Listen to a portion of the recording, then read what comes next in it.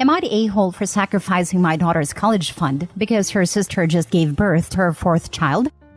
My 48 female older daughter, 24 female, gave birth to her fourth child 6 months ago. She used to work as a dishwasher, but due to health issues stemming from her second child, chronic back pain, and then her third child, after effects of broken tailbone and more chronic pain that made standing and moving around hard, she can no longer work. She tried her best, getting an office temp job, but after about a week, the woman supervising her said this isn't working out. She was a very uptight woman who claims it just always took her 3 days max to train everybody else to the data entry work, that she can't just be a good person and accommodate slow learners. That woman likely caused her to get a bad reputation at a temp agency, and she didn't get hired elsewhere. My daughter's boyfriend, 28 male, works at Walmart. He had much more hours when she was pregnant, but since then, his hours have ebbed and flowed. He said it will take a day in the future to look for jobs, but it's the holidays and is busy with the family. I feel a lot of empathy for my daughter and her boyfriend, and I wish I could help them out more. But I myself, a single mom working for a nursing home where I struggle to get full-time hours. And my ex ran up a lot of debt in both our names, and is now living in another country. My younger daughter, 17 female, has a college fund. The amount in it would be enough to pay a large amount of a 2-year community college tuition, given the scholarship/grants she would likely get. She's applied to 4-year universities, with the understanding that she'd be taking out loans and working, so she's deciding between 4 years and community college. The other issue dropped after my older daughter's landlord found out that they were having her boyfriend's brother and girlfriend living in their one bedroom, in exchange for them helping with the rent, and they got evicted. My daughter agrees it was wrong to lie to the landlord, and both parents are depressed because her boyfriend got a job offer once stayed away, and they would have to move from their support network. They came to me asking for help so they could have more time to find financial stability here. I was torn, but seeing my grandkids, I knew my duty was to care for the most vulnerable in the family. So I will be making calls to liquidate my daughter's college fund, saying yes to understanding the penalties, and told my daughter this. She got very cold and said, "You always brag about having a good memory. I hope you remember this moment then." She has not spoken to me since. Spent Thanksgiving inquiring with family friends to see if hospitals are keen to hire college students for kitchen or reception or anything. Made some cryptic posts about how she hopes she'll be grateful one day that she won't have the privilege of studying anything outside of something technical because she needs something where she'll always be able to find a job in. Am I the a-hole? Now for the top comments. So your oldest daughter could barely afford 3 kids, has chronic pain, no job, and decided a 4th child would be a great idea? And then you thought the best solution was to anger your other daughter and mess with her future, when there was an option of them moving so they could get more money? Of course you're the a-hole. You're the a-hole. How can you not see what you have just done to your youngest daughter? Recall the advice your daughter gave you. It will be necessary to address the question of why you never see her, and why she refuses to allow you to see your grandkids. When OP's youngest daughter is successful in the future, OP will play the, "See, you didn't need my help anyways. It all worked out. Any difficulties you faced just made you stronger." And then she will wonder why her daughter isn't thanking her for giving the opportunity to do it on her own. Hope you like these 4 grandkids a lot, OP. They're likely the only ones you'll get a relationship with. You're the a-hole. Why does your daughter have 4 kids if she can't support any of them? They should be using birth control, and you should not be cuddling them. Now you're sacrificing your younger daughter's future because her older sister can't find a condom. And further, why are they not in any form of aid, even church handouts? Why is the sister to bail out here? The oldest daughter is disabled, and they make Walmart money. They definitely qualify for multiple assistance measures. Medicaid, SSI, SNAP, TANF, work rehabilitation. I mean, even Head Start. This seems like textbook learned/willful helplessness to me. Applying for aid requires recognizing that you're in a bad situation and need to do something about it. The oldest daughter doesn't think she needs to do anything about it, and refuses to acknowledge that she can, because she's learned that if she whines hard enough about things, others will fix her problems for her. She's been raised with no concept of personal ownership over the consequences of her actions, and OP is just reinforcing that again and again. Getting your mom to raid your sister's college fund requires a lot less time and effort than applying for aid for yourself. And the older sister sees nothing wrong with this, as she's obviously become incredibly self-centered and entitled as a result of all this favoritism. Helping family is great, but the way to actually do that is to help them take ownership of their problems, rather than just fixing it for them. The fact that OP didn't realize that she's the problem while tapping this out doesn't give me high hopes that the enablement won't continue. Next story. I kicked my step-granddaughter out of my house. For context, stepchild was evaluated and examined by a psychologist and physician the police department chose.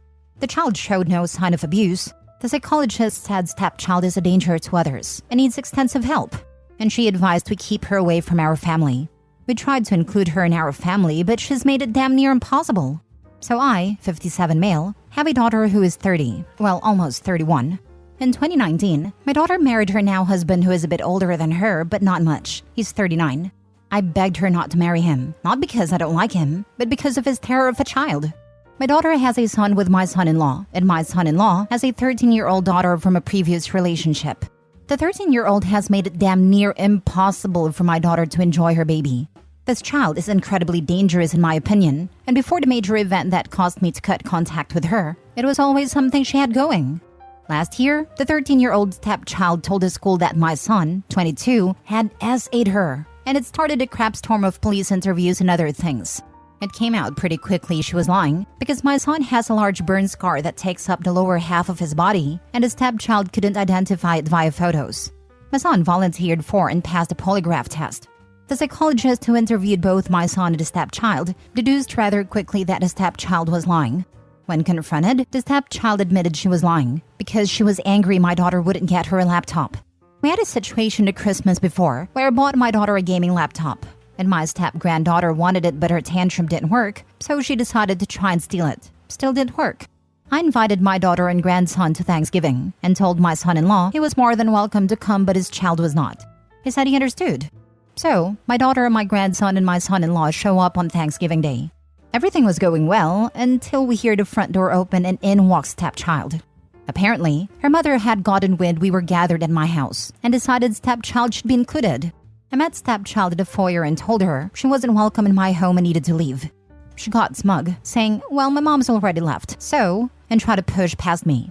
I held my arms out and stopped her, telling her to get out now. I forced her to back outside and told her she could wait by the mailbox while she called her mom to come get her. This child has never heard no more than a few times. I told my son-in-law he could do what he wanted as long as it didn't involve bringing her in my home. He went outside and came back in to tell us that apparently her mom thought we weren't allowed to gather unless it included stepchild. Her mom ended up coming back to get her only when I called the police. I had her and her mother trespassed. Her mom pitched a fit, but the officers fully understood once I provided proof this brat had lied on my son. Now everyone on my son-in-law's side is saying I'm an a-hole for being mean to a child, but frankly, I'd prefer never to see her again. Not the a-hole. The child obviously has either some type of mental illness or she is lashing out due to the divorce. Either way, she needs therapy and needs to stay with her mother until she gets help. I would not put my child/grandchild in the path of this little liar. By the way, the bio mother just dropped the girl off at Opie's house tells me where the granddaughter gets her attitude. Not the a-hole. If she can make false accusations about your son, she can make false accusations about you or anyone else in your family. She is not safe to have around. Please don't forget that OP has been emotionally abused by this girl. He had the right not to be in the company of his abuser. Not the a-hole. As soon as the girl falsely accused her son of SA, all bets were off. You did the right thing by not allowing her in your house. Maybe she needs mental health help, but that's not your problem. Your responsibility is to your own family. For real, we're approaching Christmas again. If she comes by, she might accuse OP of SA. This is just self-preservation. My cousin did this to an uncle. She had asked him to tickle her in a living room that her parents were both in at a time. Then later, said it touched her inappropriately, even though it was in plain view of several adults. From that moment on, he would not be alone with her. He would not play with her, though she begged many times. She liked the attention the complaint got her, but then didn't like the consequence that he no longer engaged with her. She later accused a teacher of SA when she was in middle school, and it was also found to be a lie. But her family, instead of giving her consequences, packed up and moved to a different state. I hate this, because girls who have serious accusations go through worse hell. My son had to help raise hell when a brat accused this older guy who drove their bus of touching her. She'd pitched a fit because he stopped the van and made her sit down before he moved. So she accused this nice old man because she was mad. Son always sat behind him just to talk. I liked him so was able to confirm nothing happened. These kids make it harder for actual victims, and of course, put innocent people through hell. Not the a-hole. That kid has major problems and could have potentially ruined your kid's life with her false allegations. Your son-in-law is an a-hole because he had a hand in raising the entitled brat. He needs to get her some kind of help because nobody seems to want her around, which is why her mother was so quick to try and palm her off on a family where she had already accused someone of a horrible crime. Next story. Am I the a-hole for not offering my half-sister any of our grandmother's belongings after she was disowned by the family? My 26th female grandmother recently passed away. My grandfather passed 6 years ago, which is when the bulk of their assets were divided up. My grandmother lived in a stipend from his estate until her death, so all she had to leave in her will was her possessions, mostly jewelry, vintage clothes, and some art in the house. This was all left to me, as I'm the only granddaughter she was in contact with. My half-sister Angela, 27 female, is also her granddaughter, but Angela and her mother sued for inheritance from my grandfather's estate after he died, which culminated in an ugly legal battle that ended up making both my grandmother and father quite ill. The case was eventually thrown out, but everyone thought Angela and her mother harassing a grieving woman the way they did and suing for money they were not owed was despicable, and none of us except my dad have spoken to Angela since. So going through my grandmother's things, I called my dad, uncles, and cousins and asked if there was anything they wanted of my grandmother's. The art was in high demand, the rugs, etc., and I gave everyone what they asked for. I didn't call Angela. Not only have I not spoken to her, but she hardly saw our grandmother. And knowing her, she'd ask for something expensive and pawn it. She heard from our dad that I'd be handing out things and found me in social media to chew me out for not offering her anything, calling me greedy, selfish, and a terrible person.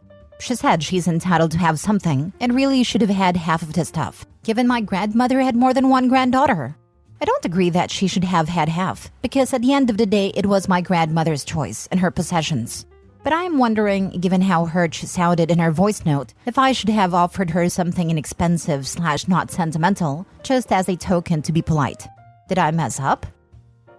Now for the comments. Angela and her mother sound greedy. Your grandmother decided that she wanted everything to go to you. It is yours legally. You have the right to decide to distribute it to other family members, which you did. Do you think if you told Angela you would give her something inexpensive, not sentimental, she would have been satisfied?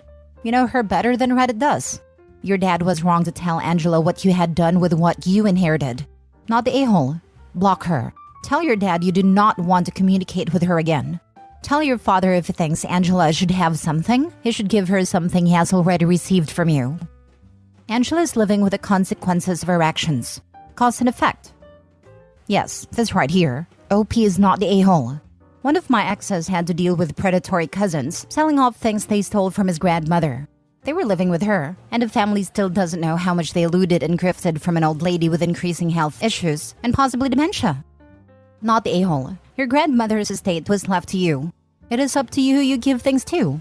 Your half-sister has no claim and no right to any of it. Your half-sister can be as hurt as she wants to be. It is all up to you. After the way she behaved when your grandfather died, she really deserves what you have given her.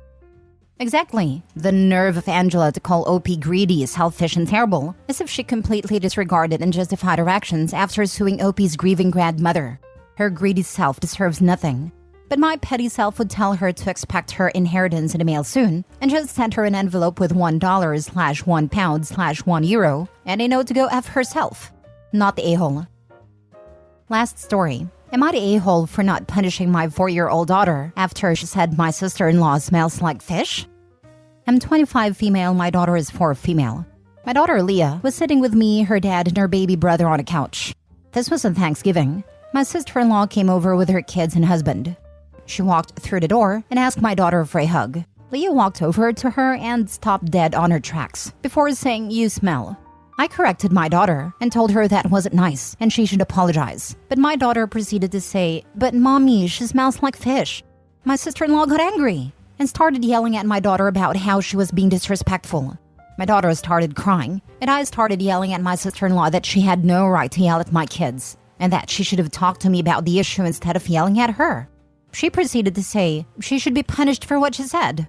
I told her I would not punish my child for saying what she did. Instead, I would talk to her about her actions.